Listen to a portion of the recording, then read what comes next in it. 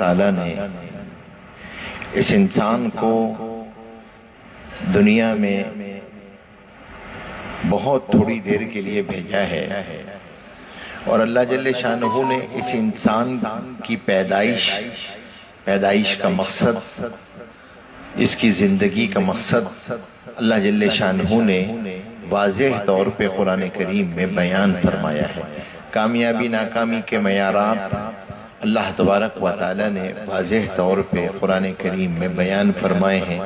اللہ جل شانہ نے احسن تقویم میں بنایا ہے، اس کو اشرف المخلوقات بنایا ہے، بہترین سانچے میں بنایا ہے، اور فرمایا کہ اس کی پیدائش کا مقصد جو ہے وہ اللہ تبارک و تعالی نے عبادت رکھا ہے، اپنی معرفت رکھا ہے، اپنی پہچان رکھا ہے، اور اللہ کی رضا کے مطابق زندگی گزارنا رکھا ہے۔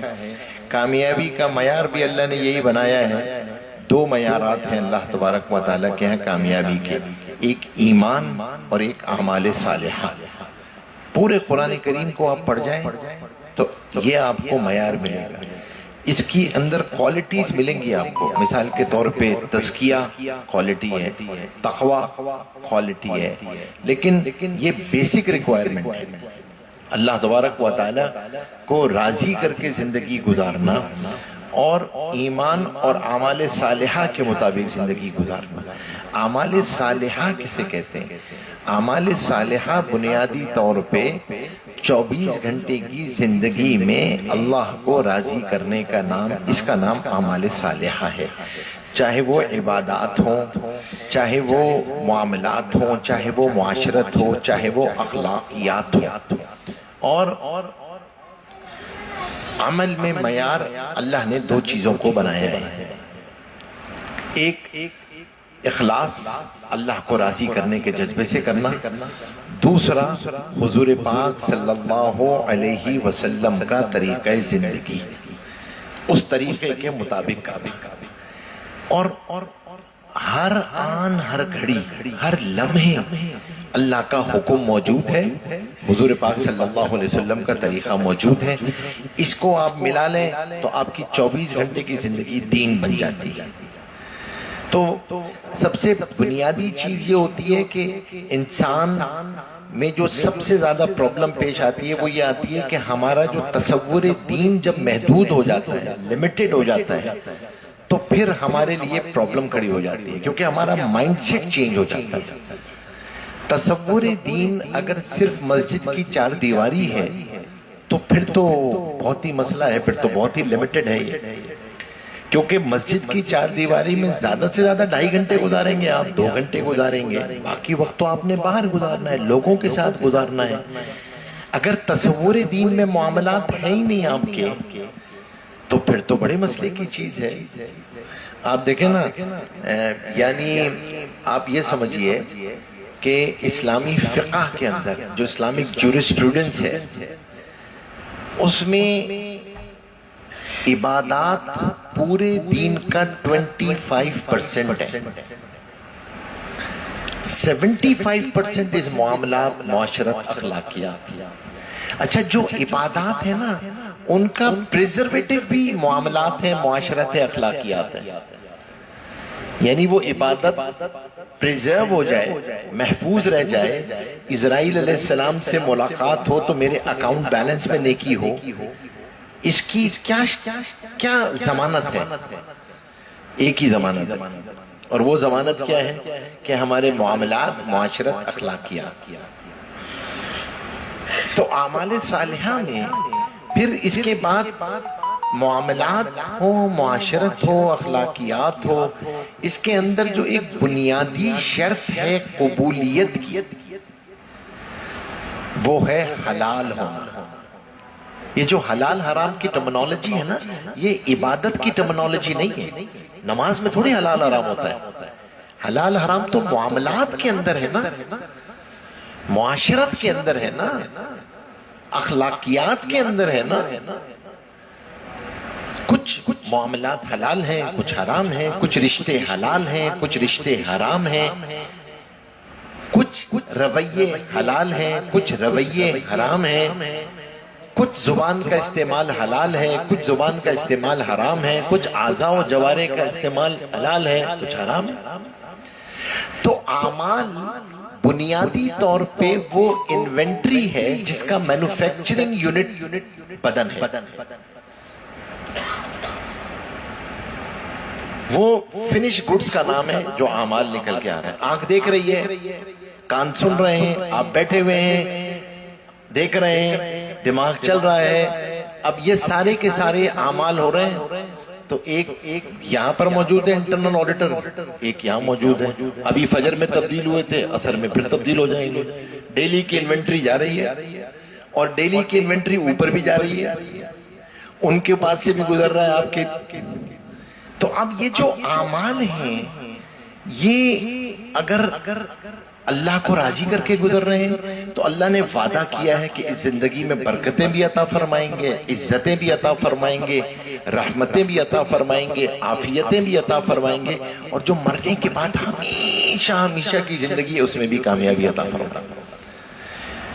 تو سمپلی یہ سمجھیں کہ عمل نام ہے اعضاء اور جوارح، جو آپ کی پورا جسم ہے، اس کے استعمال پہ جو فنش گڈز انوینٹری ہاتھ میں آتی ہے نا، اس کا نام عمل ہے۔ اس کا جو کور یونٹ ہے نا وہ آپ کا بلیف سسٹم اور مائنڈ سیٹ ہے۔ اس مائنڈ سیٹ میں اگر تصور دین مسجد کی چار دیواری ہے نا تو پھر مسئلہ ہے، پھر تو بہت بڑا مسئلہ ہے۔ کیونکہ یہ جو مائنڈ سیٹ ہے نا یہ جی پی ایس ہے، یہ اگر غلط راستے پہ پڑ گیا نا، یہ گوگل میپ ہے آپ کا، اس نے غلط راستے پہ ڈال دیا آپ کو تو پھر تو موٹر وے پہ غلط ایگزٹ پکڑ لو نا تو پھر کافی لمبی چٹی پڑتی ہے۔ زندگی کی موٹر وے میں جب غلط ایگزٹ آتی ہے نا تو کافی سالوں بعد جا کے آدمی کو اندازہ ہوتا ہے کہ غلط راستہ پکڑا تھا۔ تو نبی کیا کرتے ہیں آپ کے انبیاء کرام علیہ السلام آپ کی ویژننگ ہی تو کر رہے ہوتے ہیں، ٹرانسفارمیشن ہی تو کر رہے ہوتے ہیں، مائنڈ سیٹ کی ٹرانسفارمیشن کرتے ہیں نا۔ تمہیں جہاں سے ہوتا ہوا نظر آ رہا ہے یہاں سے نہیں ہو رہا، کہیں اور سے ہو رہا ہے۔ کائنات کو چلانے والی ذات اللہ کی ذات ہے، حاکمیت اللہ کی ہے، رب اللہ ہے، خالق اللہ ہے۔ دوسری ٹرانسفارمیشن کہ تم جو سمجھ رہے ہو یہ دنیا سب کچھ ہے، life is a fun, nothing after death, نہیں ایسا نہیں ہے، یہ ٹرانزٹ ہے، ٹرانزٹ ہے، ٹرانزٹ ہے۔ اور پھر جو آگے آنے والی زندگی ہے اس کے بارے میں، اور پھر تیسری چیز یہ کہ تمہیں جو کامیابی مال میں نظر آ رہی ہے، کامیابی مال میں نہیں ہے، اعمال میں۔ یہ ٹرانسفارمیشن نبی آ کے یہ ٹرانسفارمیشن کرتا ہے، تو ہارڈ ویئر کی نہیں ہوتی، سافٹ ویئر کی ٹرانسفارمیشن ہوتی ہے۔ اس لیے کنورجنس کی اسٹریٹجی کہتی ہیں دنیا میں کہ the biggest hurdle، جو سب سے بڑا ہیزرڈ ہوتا ہے کسی کنورجن اور ٹرانسفارمیشن میں، وہ مائنڈ سیٹ کنورجن ہوتا ہے۔ آدمی ایکسپٹ ہی نہیں کرتا، اور اگر یہاں سے ایکسپٹ نہیں کرتا نا تو پھر آپ کا بیہیویئر آپ کے مائنڈ سیٹ کے مطابق ہوتا ہے، آپ کا دیکھنا مائنڈ سیٹ کے مطابق ہوتا ہے، ہر چیز مائنڈ سیٹ۔ تو دین کا تو ایک مائنڈ سیٹ ہے نا، اعمال سب وہ آپ کو ایک ڈفرینٹ بلیف سسٹم دیتا ہے، ڈفرینٹ مائنڈ سیٹ دیتا ہے، ڈفرینٹ جی پی ایس دیتا ہے، آپ کو منزل ڈفرینٹ بتاتا ہے نا، وہ آخرت ہے منزل، یہ تو سب راستے ہیں، راستے کی چیزیں ہیں، ایک بالکل ڈفرینٹ جی پی ایس ہے۔ وہ کہتا ہے نہیں کچھ موت کے بعد کچھ نہیں ہے، یہ دنیا سب کچھ ہے، لائف از اے فن۔ پھر تعلقات کی زندگی کے اندر بھی وہ ایک ڈفرینٹ مائنڈ سیٹ ہے، معاشرت، ریلیشن شپ کی کیمسٹری، ریلیشن شپ کی سائنس، دین کی مائنڈ سیٹ ڈفرینٹ ہے، وہاں کا مائنڈ سیٹ ڈفرینٹ ہے۔ یہاں تو دین کا مزاج بالکل ڈفرینٹ ہے، خاص طور پہ 3 رشتوں میں، بحیثیت بیٹے، بحیثیت شوہر، بحیثیت باپ، بہت اسٹرانگسٹ انفسائز ہے اس کے اوپر، کیونکہ یہ کسی بھی معاشرے کے 3 بنیادی پلر ہوتے ہیں۔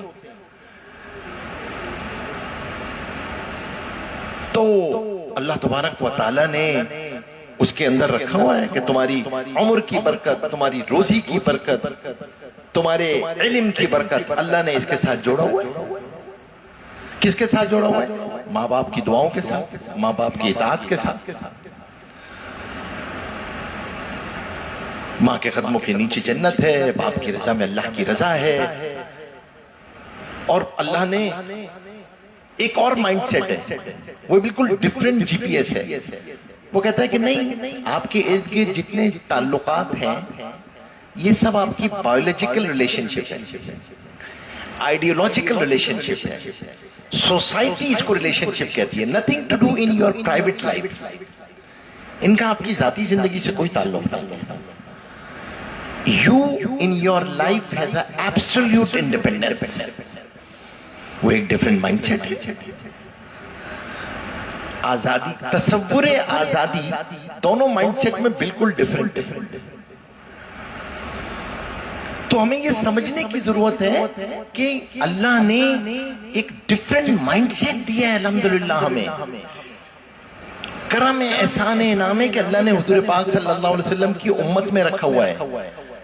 ہماری ویژننگ بڑی کلیئر ہے، پرپس آف دا لائف بڑا کلیئر ہے، بلیف سسٹم بڑا کلیئر ہے، پتہ ہے کہاں جانا ہے. باپ ہیں تو باپ کے ذمہ صرف اور صرف یہ نہیں ہے کہ اپنے بچے کو پڑھا دو، اس کے بعد تو کون میں کون. ایسا نہیں ہے. اس کی تربیت اس کے ذمہ ہے. ان بچوں کو نہ صرف تربیت دینا، ان پہ نظر رکھنا، ان کے اخلاق سکھانا، ان کو آداب سکھانا، یہ فرض ہے ماں باپ کے اوپر. روزی تو ماتھے کا نصیب ہے، اللہ اس کو دے دیں گے. آپ سے جو پوچھا جائے گا وہ پوچھا جائے گا، بتائیں آپ نے تربیت پوری کی تھی، اس کو اچھے اساتذہ مہیا کیے تھے، اچھے مینٹورز دیے تھے، اس کے ارد گرد کا ماحول اچھا تھا، اخلاق اچھے دیے، بس یہ ہے. آپ کا ایسٹ ہے یہ، آپ نے پالش کرنا ہے. الناس کالمعادن، انسان سونے اور چاندی کی کانوں کی طرح ہوتا ہے. انہیں تو ماں باپ، اساتذہ، صحبت، ماحول پالش کرتے ہیں. کوئی سونا نکل آتا ہے، کوئی زندگی پتھر بن کے گزار دیتا ہے. تو باپ کے ذمہ پیسہ دینا نہیں ہے، باپ کے ذمہ تربیت ہے. اور اسی لیے اس کی اکاؤنٹیبلٹی بھی اسی طرح رکھی ہے کہ محشر کے میدان میں اولاد سے بعد میں حساب ہے، ماں باپ سے پہلے حساب کتاب ہے. اور پھر اسی کے ساتھ ایک اور وہ شوہر ہونے کی ذمہ داری کہ جب تم شوہر ہو تو پھر تمہاری یہ ذمہ داری ہے. اور تینوں ریلیشن شپ کے اندر، تینوں ریلیشن شپ، چاہے وہ باپ بیٹے کی ہو، آپ کسی کے بیٹے ہیں تو والد صاحب کے ساتھ ریلیشن شپ، آپ باپ ہیں تو اولاد کے ساتھ ریلیشن شپ، شوہر ہیں تو بیوی کے ساتھ ریلیشن شپ. اس میں سب چیزوں میں بنیاد اللہ تبارک و تعالیٰ نے آپ کی ذمہ داریاں ادا کرنے کے طریقے پہ رکھا ہوا ہے. اگر وہ صحیح طریقے سے کر لو گے تو اللہ دلوں میں محبتیں بھی ڈالے گا، عظمتیں بھی ڈالے گا، ایک دوسرے کے لیے رواداری بھی ڈالیں گے، سب کچھ ڈالیں گے. اور ان تینوں رشتوں میں یاد رکھیے گا، سب سے پہلی چیز جو شیطان ختم کرتا ہے وہ بدگمانی کے ذریعے ٹرسٹ کو ختم کر دیتا ہے. And the trust is gone, everything gone. تین چیزیں پیسوں سے نہیں خریدی جاتی، یاد رکھیے گا. رشتوں میں پیسے اس کا بدل نہیں ہوتے. There is no alternate. Respect, trust, care. You cannot buy. آپ پیسے سے نہیں لے سکتے. آپ کا بیہیویئر بتاتا ہے کہ you have a caring attitude. You respect them. آپ اس کو رسپیکٹ کرتے ہیں. اس رشتے کی رسپیکٹ ہے آپ کو.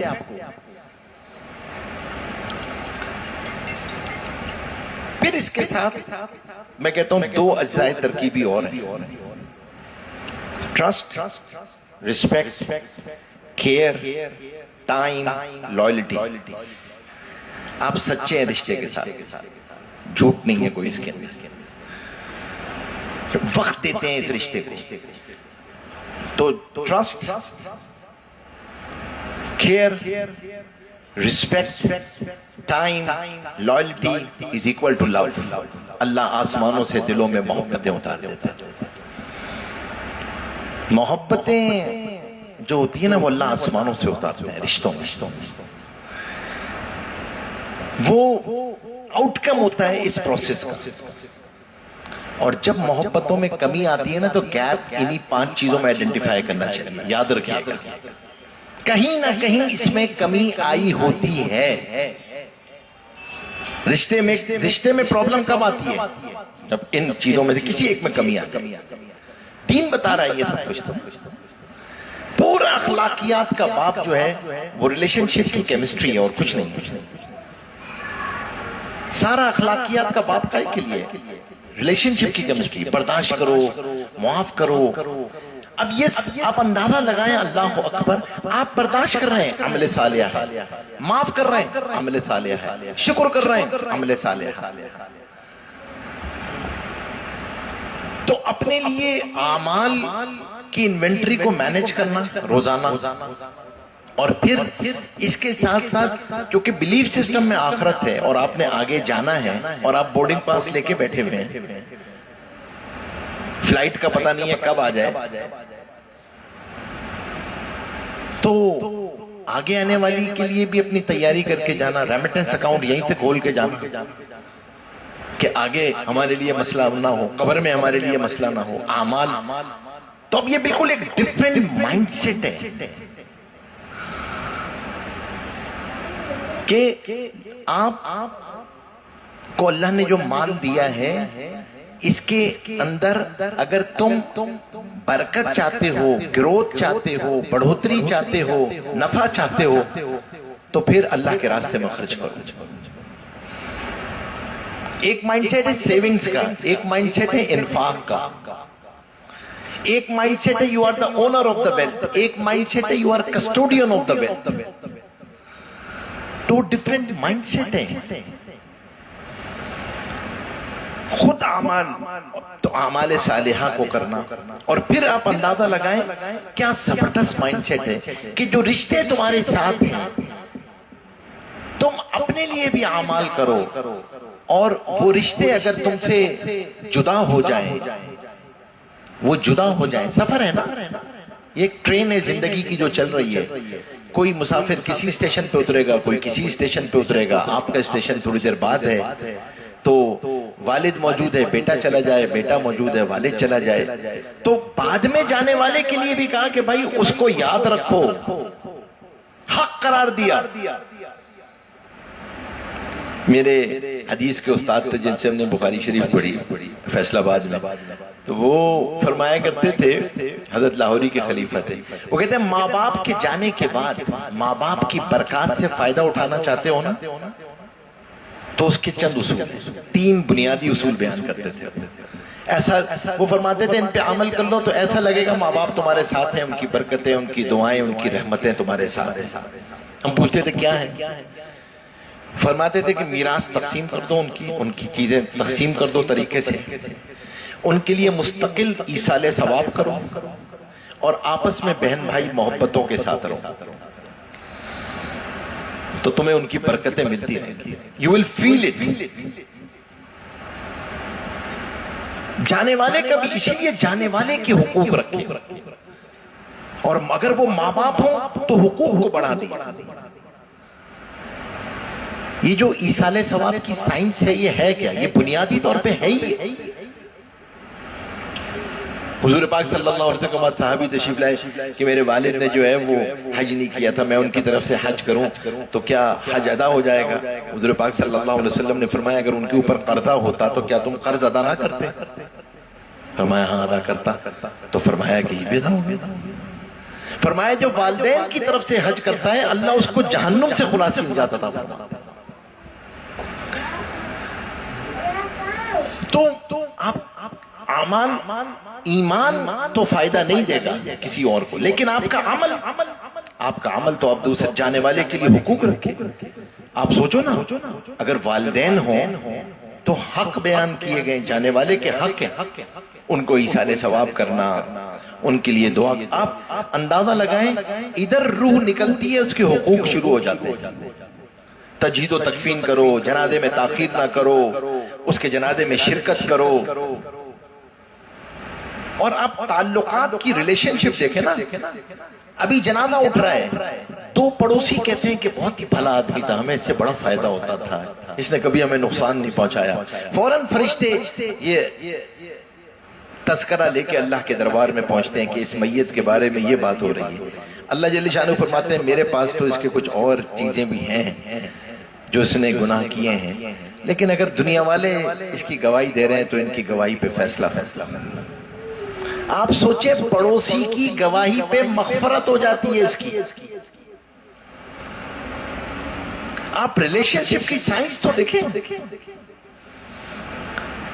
پھر جانے والے کا حق کیا ہے؟ اس کو دفنانے کے بعد تھوڑی دیر بیٹھے رہو. حضور پاک صلی اللہ علیہ وسلم اتنی دیر بیٹھتے تھے قبر پہ جتنی دیر ایک جانور اونٹ ذبح کیا جاتا ہے کہ اس کے لیے آسانی ہو جائے، قبر کی تنگی دور. آگے آنے والا سفر ہے نا،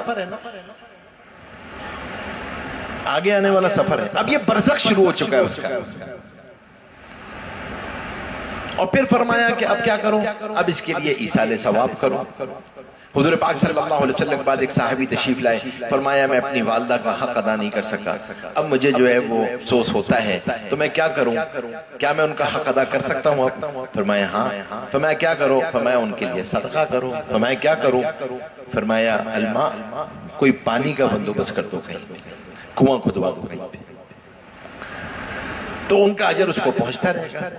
دو صدقے ایسے ہیں کہ عجیب علماء نے لکھا ہے کسی بھی نیت سے کیا جائے اللہ اجر دیتا رہتا ہے. پانی اور درخت، اللہ کی ہر مخلوق اس سے فائدہ اٹھاتی ہے، بڑے صدقہ جاریہ میں سے.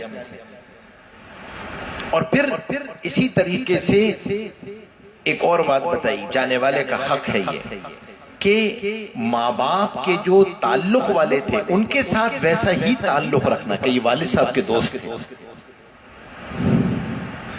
حضور پاک صلی اللہ علیہ وسلم کے بعد ایک صحابی تشریف لائے، فرمایا مجھ سے گناہ ہو گیا ہے، تو فرمایا کہ استغفار کرو، توبہ کرو. فرمایا کوئی عمل بتا دیں.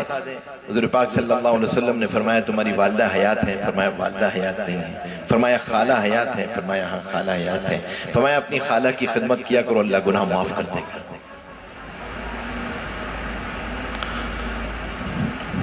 حضور پاک صلی اللہ علیہ وسلم کا اپنا معمول تھا، مدینہ منورہ میں جب حضور پاک صلی اللہ علیہ وسلم کے پاس ہدیہ آتا تھا تو سب سے پہلے حضرت خدیجہ رضی اللہ تعالیٰ عنہ کے رشتہ داروں کو بھیجواتے تھے، حضرت خدیجہ کی سہیلیوں کو بھیجواتے تھے. تو اماں جان نے ایک دفعہ پوچھا حضرت عائشہ رضی اللہ تعالیٰ عنہ نے کہ آپ کو خدیجہ بھولی نہیں ہے؟ حضور پاک صلی اللہ علیہ وسلم فرمایا کہ نہیں، خدیجہ نہیں بھولی مجھے.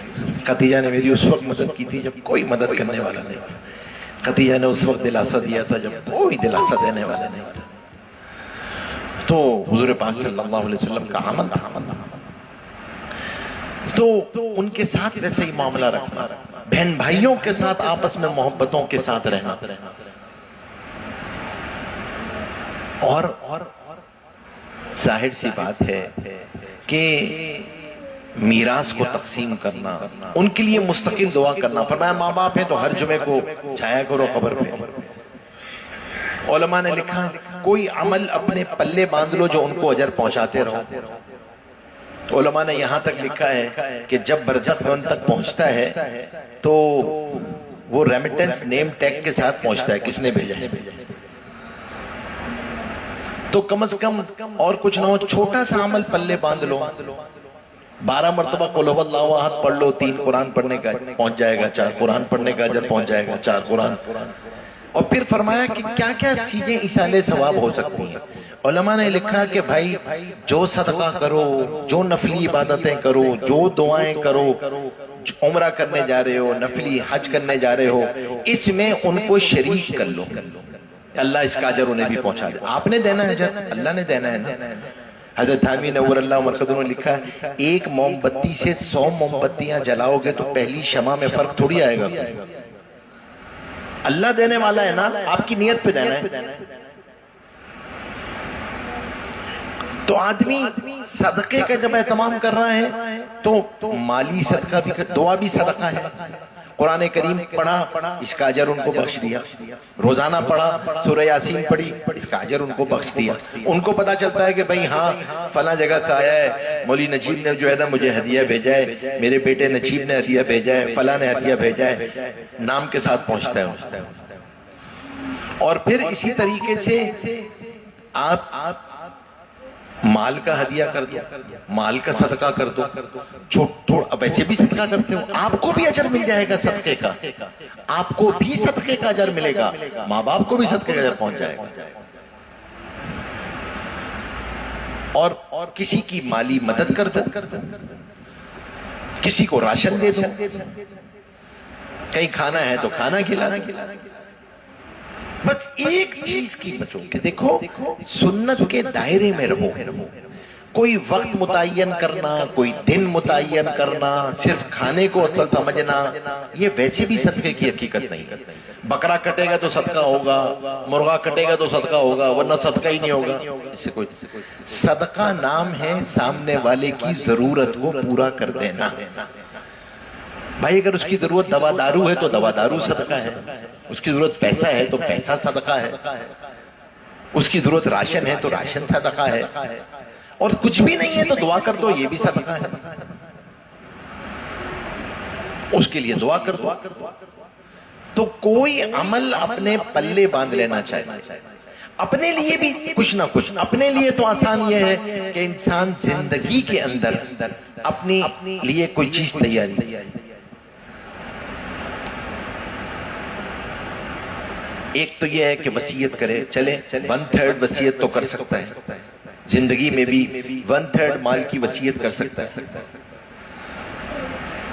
لیکن اصل یہ ہے کہ اپنی زندگی ہی میں آگے کے لیے کوئی صدقہ جاریہ کر کے جاؤ. پیچھے والی اولادوں کو پریشانی میں مت ڈالو. انہوں نے کہا جی ابا جی چلے گئے، پیچھے تو اتنا سارے مسئلے ہیں، بھی تو لین دین ہی اتنا ہے، ابھی کہاں دیں گے ہم، تو بعد میں دے دیں گے، پھر بعد میں دے دیں گے، پھر بعد میں دے دیں گے. وہ ٹلتا ہی چلا جاتا ہے. بھائی زندگی میں کر کے چلے جاؤ. اور اگر آگے آئے دل میں، اس میں تاخیر مت کرو. نیکی کا ارادہ وارد کی طرح ہوتا ہے، مہمان ہوتا ہے، مہمان. اس پہ عمل کر لو گے تو یہ اکرام کرنا ہے، ورنہ مہمان تھوڑی دیر ٹھہرتا ہے پھر چلا جاتا ہے. پھر کوئی مشکل آ جاتی ہے، ارے یار اس وقت کر دیتا میں پیسہ، اب تو یہ مسئلہ آ گیا ہے. تو آدمی کو اعمال صالحہ اپنے لیے بھی تیار کر کے رکھنا، جانے والے جو ہمارے جا چکے ان کے لیے بھی تیار. کچھ جو عمل آپ نفلی کر رہے ہیں، ماں باپ کو یاد رکھو، ماں باپ کو دعاؤں میں یاد رکھو. بہن بھائی کا انتقال ہو چکا، انہیں دعاؤں میں یاد رکھو. یہ تعلقات کی سائنس ہے. تعلقات کی chemistry is a different chemistry, is not based on tit for tat.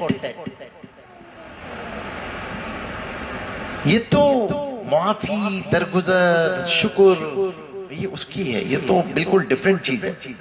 تو ہمیں دنیا میں جیسے ان سے ہمیں استفادہ کر رہے ہوتے ہیں، اگر ان کے جانے کے بعد ان سے، ان کی برکات سے، رحمتوں سے استفادہ کرنا چاہتے ہیں تو اللہ نے یہ طریقہ بتایا کہ ان کے لیے ایصال ثواب کرو، ان کے لیے دعائیں کرو، آپس میں محبتوں کے ساتھ رہو، میراث ادا کرو.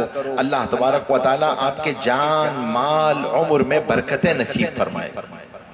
یہ جانے والے کی محبت کا حق ہے، یاد رکھیے گا، یہ محبت کا حق ہے.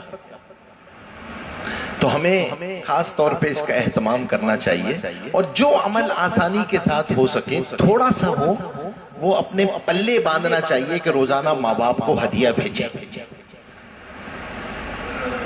بہت تھوڑا سا ہی کیوں نہ ہو، اور یہ زندگی میں بھی ہو سکتا ہے. یہ نہیں ہے کہ والدین کا انتقال ہو گیا تب آپ کریں گے، والدین حیات ہیں تب بھی آپ انہیں ہدیہ کر سکتے ہیں عمل کا.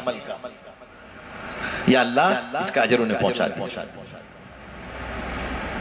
تو آدمی بعض دفعہ مالی مدد نہیں کر پاتا کسی وجہ سے بھی، مجبوری کی وجہ سے، تو والدین کے لیے دعا کر دے، یہ ہدیہ ہے. والدین کو اعمال کا ہدیہ کرتے ہیں، ان کی مدد کرتے. یہ تعلقات کی سائنس ہے. تو اللہ تبارک و تعالی ہمیں خاص طور پہ اعمال صالحہ کرنے کی توفیق بھی عطا فرمائے، اور اعمال صالحہ عبادت کی لائن کے، معاملات کی لائن کے، معاشرت کی لائن کے، اخلاقیات کی لائن کے، اور ہمیں اپنی خود احتسابی کی بھی توفیق عطا فرمائے، تاکہ ہم اپنی سیلف اکاؤنٹیبلٹی اور سیلف اسسمنٹ کے ذریعے ہماری پرسنالٹی گروتھ ہوتی رہے اللہ کے نزدیک، اللہ کے نزدیک ہمارا رتبہ بڑھتا رہے، ہر آنے والا دن پچھلے دن سے زیادہ بہتر ہو، کیونکہ ہر آنے والا دن ہمیں موت سے قریب کر رہا ہے، ہر آنے والا دن زندگی کا ایک کاؤنٹ ڈاؤن ہے، ایک دن زندگی کا کم ہو رہا ہے، تو ہمیں کوشش کرنی چاہیے کہ بھئی ہم اپنے مقصد کو سامنے رکھ کے زندگی گزاریں، اور کوشش کریں خاص طور پہ جو ریلیشن شپ کی سائنس ہے نا، اس میں کہ میری ذات سے کسی کو تکلیف نہ پہنچے، اس کی ایک ہی بیسک فنڈامنٹل ہے، اپنی ذمہ داریوں کو پوری کرتے رہو، اللہ تمہارے حقوق غیب سے کروا دے گا، اور کبھی بھول کر نہ کرو کسی سے سلوک ایسا کہ جو تم سے کوئی کرتا تمہیں ناگوار ہوتا۔ یہ ریلیشن شپ کی سائنس مطالبے پہ نہیں کھڑی ہوئی، پلیز مطالبے پہ نہیں ہے، یہ اپنی چیز کرنے پہ۔